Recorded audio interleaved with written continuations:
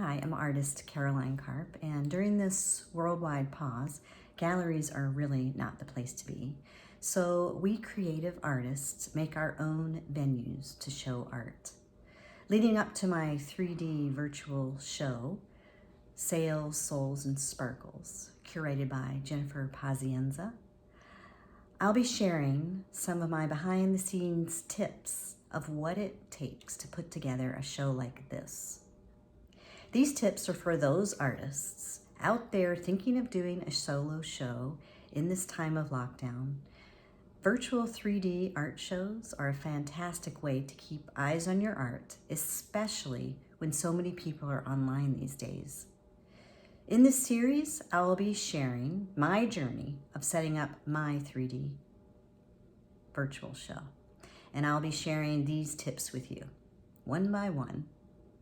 I'll be sharing or wondering about your intention for your show. How did you come up with it? Your vision, your virtual venue, your marketing, your show, and your sales. If you have any questions or anything you'd like me to cover or anything that you are wondering about doing a 3D show, I'll try and cover it in one of my next tips. There's a bit of vulnerability, I can't even say that word. There's a bit of vulnerability that goes along with putting together an online show like this for the first time. And one of those things is being on camera and being seen and speaking to the camera and, having the right lighting and the right setup.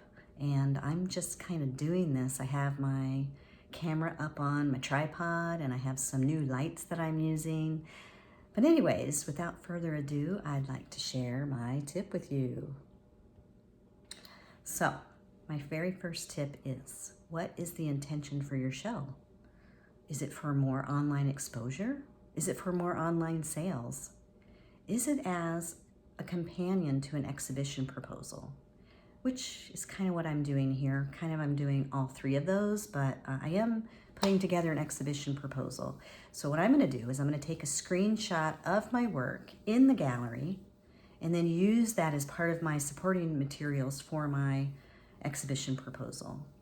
I'm also going to be making a PDF link that I can embed into my website. So that's another tip of mine, to be able to do that. And that way people can go to your website and they can take a look at what your artwork looks like, on a nice wall, and how you group them, and what you say about your artwork also. Your online exhibition can be a virtual component to a physical show that you're having in a brick and mortar gallery, because typically people don't travel from far away to go, they're just from your local area. But what if people could come from all around the world? How amazing would that be? Another tip is to treat your show like a real show, like a real physical show. Choose a theme for your show. Choose a title for your show.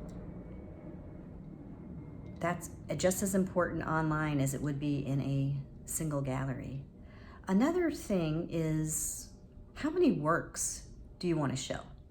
What is your show composed of? Mine is roughly 20 pieces of work. I keep adding pieces though. Like, I have one on my easel right now that wasn't going to be part of the show, but it might be part of the show.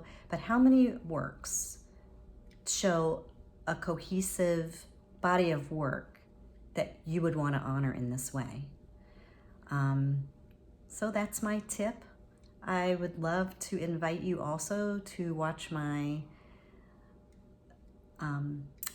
podcast, Behind the Art Inspiration Podcast. I put those out once a week also, and that's where I'm interviewing other artists about their inspiration for their bodies of work and things that they're working on, and I virtually go into their studios and take a look at their practice. So thanks for tuning in to my tip, and I'll check you later.